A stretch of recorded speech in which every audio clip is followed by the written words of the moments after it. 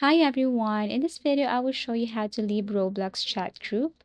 So first and foremost, you have to log into your Roblox right here, and here on the chat section, if you tap this one, you should see your friends as well as your group right here. So here are your group chat.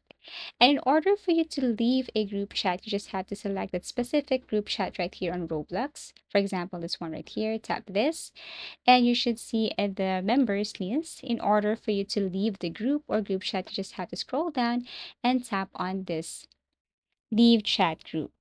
Now Roblox will ask you again if you really want to leave this group chat, and all you have to do is to basically confirm by tapping leave.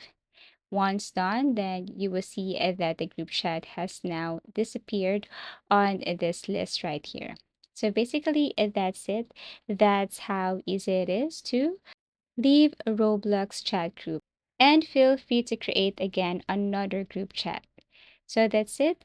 Thank you so much for watching and see you again in our next video tutorials.